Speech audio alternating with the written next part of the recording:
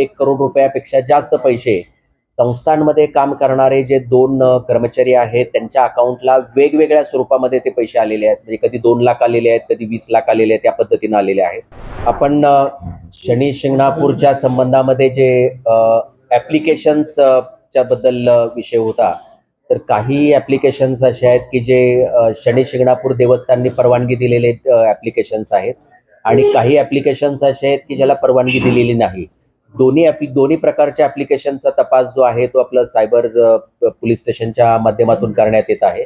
आपण यामध्ये जे भक्त आहेत की ज्यांनी याचा लाभ घेतलेला आहे त्यांच्या काही इंटरव्ह्यूज आपण घेतल्या आणि या ॲप्लिकेशनच्या माध्यमातून जे पैसे आहेत तर त्याचा जो मनी ट्रेल काढला तेव्हा आपल्याला लक्षात आलं की यातली काही पैसे म्हणजे साधारणतः 1 करोड रुपयापेक्षा जास्त पैसे संस्थांमध्ये काम करणारे जे 2 कर्मचारी आहेत त्यांच्या अकाउंटला वेगवेगळ्या स्वरूपामध्ये ते पैसे आलेले आहेत. म्हणजे कधी 2 लाख आलेले आहेत, कधी 20 लाख आलेले आहेत, त्या पद्धतीने आलेले आहेत. आपण त्या 2 कर्मचाऱ्यांचा आपण तपास करतो आहे. ते दोन्ही कर्मचारी जे आहेत ते संस्थांच्या पेरोलवरचे कर्मचारी आहेत आणि आपण संस्थांकडे म्हणजे याचा पण आपण तपास करतो आहोत की त्यांनी परवानगी दिलेले जे ॲप्लिकेशन्स आहेत तर त्याच्यातून त्या ॲप्लिकेशन रन करणारी जे कंपनी आहेत तर त्यांनी संस्थांना ॲज अ रिव्हेन्यू म्हणून किती पैसे पे केलेले आहेत तर त्याचा पण आपण तपास करतो आहोत.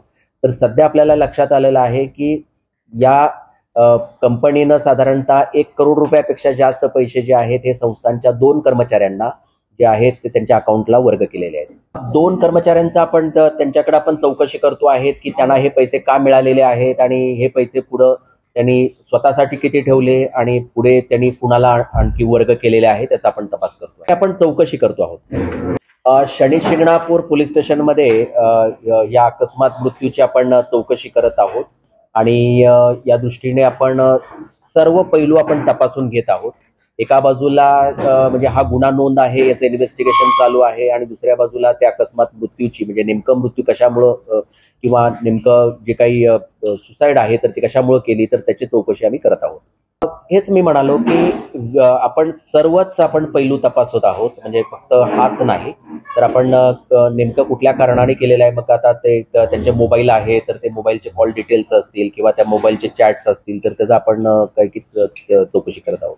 सोशल मीडियाच्या भाऊ गर्दीत विश्वासार्हतेने चकाकणारे नाव म्हणजे लेट्सअप मराठी. सगळ्या नागरिकांना ती स्पीच ती लेट्सअप वरील मुलाखती म्हणजे विचारांचा खजिना. त्यानंतरच्या निवडणुकीमध्ये मला सोडून गेले. बातम्या केवळ वस्तुस्थिती सांगणाऱ्या, न प्रोपगंडा, फक्त जनतेचा अजेंडा. क्योंकि आने वाला कल जाने वाला है, जाने वाला कल आने वाला है. राजकारण, मनोरंजन असो की क्रीडा क्षेत्र, महाराष्ट्राची स्पंदने संवेदनशीलतेने टिपणारे माध्यम म्हणजे लेट्सअप मराठी.